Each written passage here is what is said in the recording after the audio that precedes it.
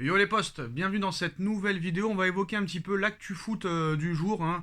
Quelques matchs qu'on va débriefer et aussi l'interview de Campos, hein. Nono va donner son avis. Salut Nono. Salut Sacha. Alors Nono, déjà première réaction sur la défaite du Real Madrid encore une fois cet après-midi face à Mallorca, un Benzema qui n'était pas là. Qu'est-ce que tu penses de cette nouvelle défaite encore une fois du Real Madrid? Est-ce que là cette fois la chance n'est plus avec eux? Bah, non seulement la chance n'est plus avec eux, mais un être vous manque, tout est dépeuplé. C'est là que tu vois l'importance des très très grands joueurs.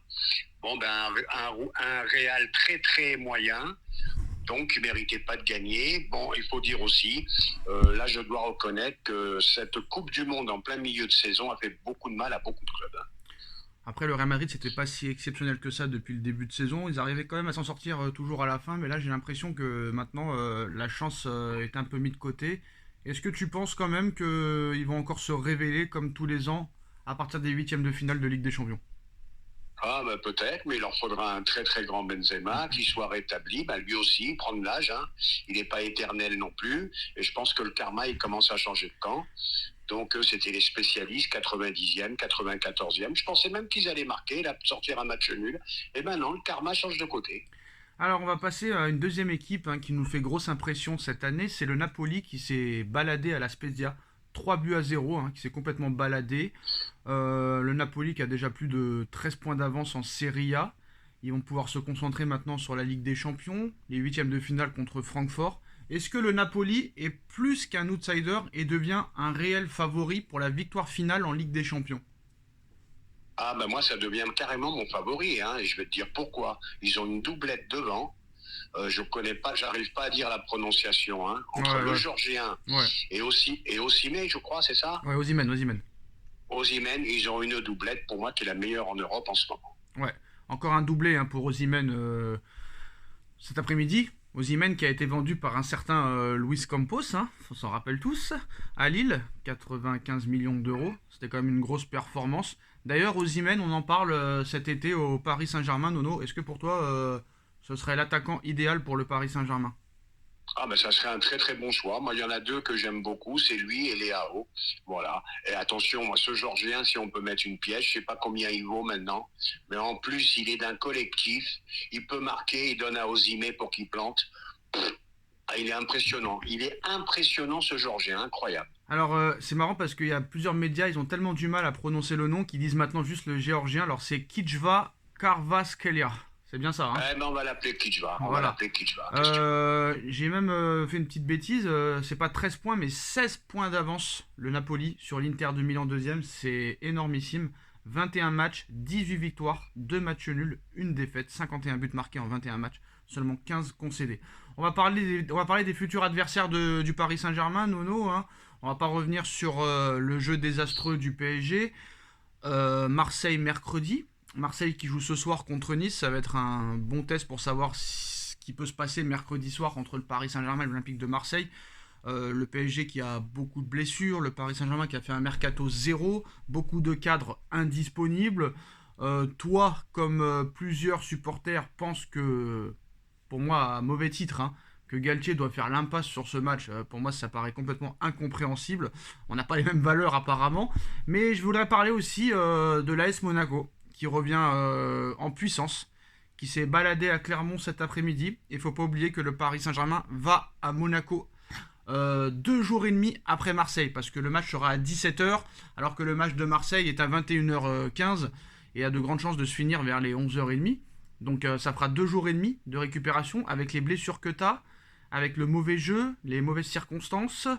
J'ai bien peur que là, ça sent le roussi, hein. Parce que Monaco cet après-midi, vraiment, même pas à 10% de leur capacité, s'est baladé et revient en puissance. Il recolle au podium. Et même Lille, qui a explosé Rennes hier, dont toi tu as perdu à Rennes, va aussi te poser des problèmes. Je te rappelle le calendrier, je me répète. Marseille mercredi, Monaco samedi prochain, le Bayern de Munich 3 jours après, rebelote Marseille au Vélodrome, Lille, encore une fois le Bayern. Je suis vraiment curieux de voir ça, hein.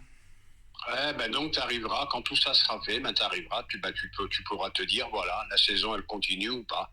Là tu vas rencontrer ce qui se fait de mieux en Ligue 1, tu vas rencontrer une grosse équipe du Bayern, donc tu seras fixé, tu seras fixé. Donc voilà, on va passer maintenant à l'interview de Luis Campos. Très clairement, on a été très déçus, hein. On est rentré dans la langue de bois.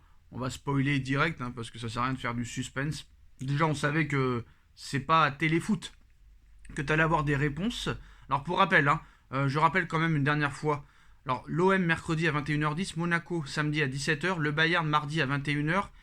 Et après, tu vas à Lille à 13h. À 13h un dimanche. Et on sait que les matchs de 13h, c'est jamais très bon pour le Paris Saint-Germain qui est toujours en difficulté. Pour après retourner à Marseille au Vélodrome et encore une fois le Bayern. Donc ça va être assez intéressant de voir ça. Alors, l'interview de Campos, Nono. Déjà sur la blessure de Kylian Mbappé. Perdre Kylian, bien sûr que c'est dur. Je l'ai vu très triste après sa blessure, mais je l'ai vu aujourd'hui travailler pour accélérer dès que possible sa récupération. C'est la personnalité des vainqueurs. On a vu Julian Nagelsmann qui pense que le Paris Saint-Germain bluffe sur l'indisponibilité de Mbappé et Nagelsmann pense que Mbappé sera présent contre le Bayern. Galtier a dit qu'il n'y avait pas de bluff du tout. Qu'est-ce que tu penses de cette réaction de Nagelsmann, de Campos, de Galtier sur Mbappé? Y a-t-il une chance de le voir quand même contre le Bayern?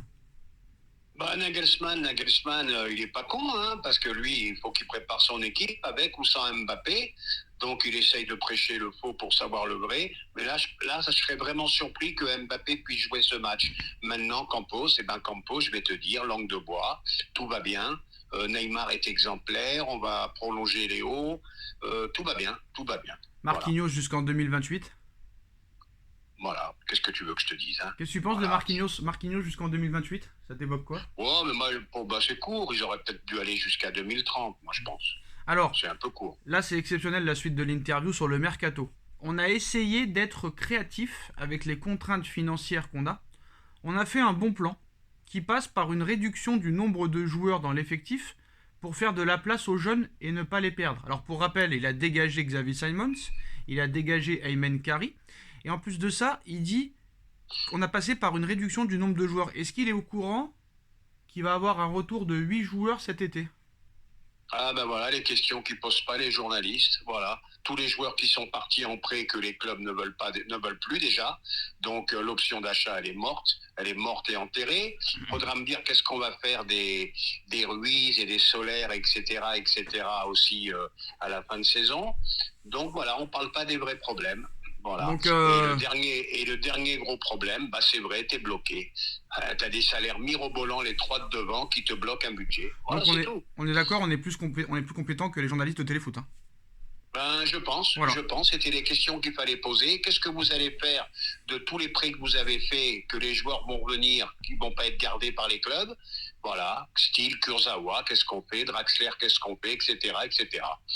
Donc, c'est pas les bonnes questions, comme d'habitude. Alors, bien sûr qu'on va laisser du temps à nos jeunes. Le coach comprend très bien quel est notre projet. On sait très bien qu'on doit le faire et on va le faire.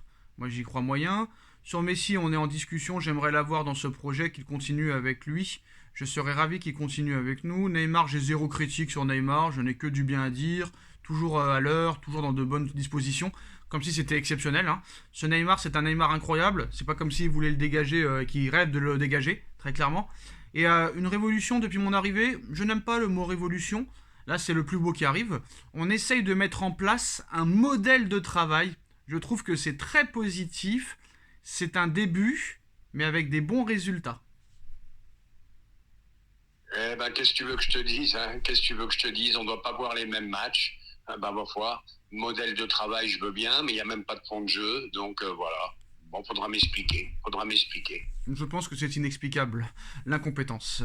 Bah voilà les postos, hein, c'est la fin de cette vidéo. Dites-nous en commentaire si vous voulez qu'on fasse un débrief du match ce soir Marseille-Nice. Ça pourrait être intéressant de débriefer.